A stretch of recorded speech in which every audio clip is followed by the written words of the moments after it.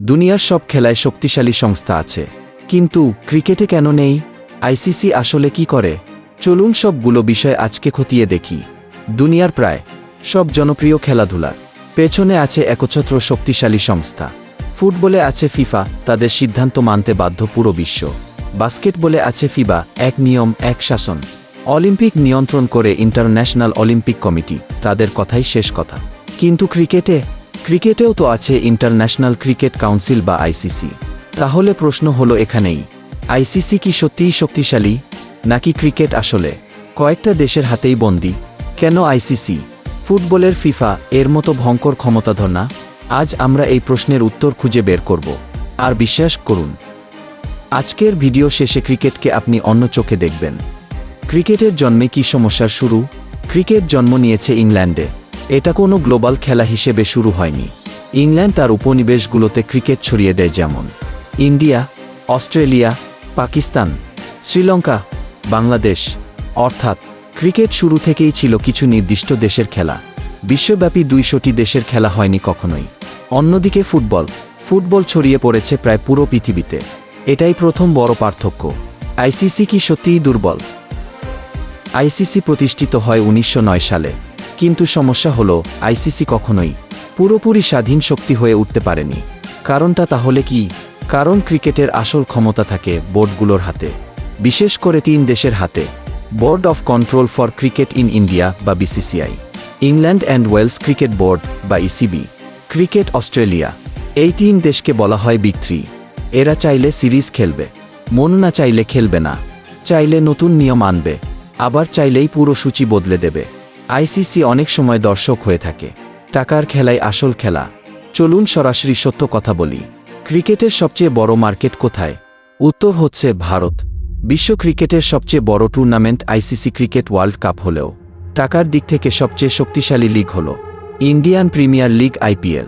IPL থেকে যে পরিমাণ অর্থ আসে, অনেক দেশের বার্ষিক ক্রিকেট বাজেটও তার চেয়ে অনেক কম। ফলাফল, যে টাকা দেয় সেই কথা বলে। ফুটবলে ক্লাব শক্তিশালী হলেও ফিফা হলো তাদের বাপ, কিংবা আলাদা শক্তিশালী সংগঠন। কিন্তু ক্রিকেটে বোর্ডগুলোই রাজা বা বাপ। আইসিসি কি শাস্তি দিতে পারে? ফুটবলে যদি কোনো দেশ নিয়ম ভাঙে, ফিফা সরাসরি ব্যান করতে পারে। কিন্তু ক্রিকেটে, ধরা যাক কোনো বড় দেশ আইসিসির সিদ্ধান্ত মানল না, আইসিসি কি সত্যিই তাকে ব্যান করবে? বাস্তবতা হলো, বড় দেশ ছাড়া আইসিসি টুর্নামেন্টের মূল্য অর্ধেক হয়ে যাবে। তাই আইসিসি অনেক সময় কড়া সিদ্ধান্ত নিতে পারে না। কেন ক্রিকেট গ্লোবাল হলো না? বিশ্বে প্রায় 200টি দেশ আছে। ফিফার সদস্য 200+, কিন্তু আইসিসির পূর্ণ সদস্য মাত্র কয়েকটি দেশ। ক্রিকেট শেখা একটু কঠিন, সময়ও লাগে প্রচুর, ইনফ্রাস্ট্রাকচার ব্যয়বহুল। অপরদিকে ফুটবল, একটা বল আর খোলা মাঠ হলেই যথেষ্ট। এই কারণেই ক্রিকেট কখনোই বিশ্বব্যাপী সমান জনপ্রিয় হয়নি। রাজনীতি বনাম খেলা। ক্রিকেট অনেক সময় কূটনীতির হাতিয়ার। ইন্ডিয়া বনাম পাকিস্তান ম্যাচ মানেই রাজনৈতিক উত্তেজনা। দ্বিপাক্ষিক সিরিজ অনেক সময় রাজনৈতিক কারণে বন্ধ থাকে। আইসিসি চাইলেও সব ঠিক করতে পারে না, কারণ বোর্ডই সিদ্ধান্ত নেয়। ক্রিকেটের ভবিষ্যৎ কোথায় যাচ্ছে? টি-20 যুগ ক্রিকেটকে বদলে দিয়েছে। আইসিসি টি-20 ওয়ার্ল্ড কাপ জনপ্রিয় হচ্ছে, নতুন দেশ সুযোগ পাচ্ছে, কিন্তু অর্থনৈতিক ক্ষমতা এখনও কিছু দেশের হাতেই কেন্দ্রীভূত। প্রশ্ন হলো, আইসিসি কি কখনো ফিফার মতো শক্তিশালী হবে? সম্ভাবনা আছে, তবে খুবই অল্প। যদি রাজস্ব বণ্টন সমান হয়, যদি ছোট দেশগুলো শক্তিশালী হয়, যদি বোর্ডের উপর আইসিসির নিয়ন্ত্রণ বাড়ে, তাহলেই কেবল সামান্য সম্ভব গ্লোবাল হওয়ার। এবার আর ঘুরিয়ে পেঁচিয়ে নয়, সোজা কথা বলি। ক্রিকেটে সংস্থা আছে, কিন্তু ক্ষমতা নেই পুরোপুরি। আইসিসি আছে, কিন্তু বোর্ডগুলোই আসল সরকার। ক্রিকেট বিশ্বব্যাপী নয়, ক্রিকেট মূলত কয়েকটি দেশের দখলে। এটা ভালো না খারাপ? আপনি কি মনে করেন? ক্রিকেট কি সত্যিকারের গ্লোবাল শক্তি হতে পারবে, নাকি এটা থাকবে কিছু দেশের ব্যক্তিগত সম্পদ হয়ে?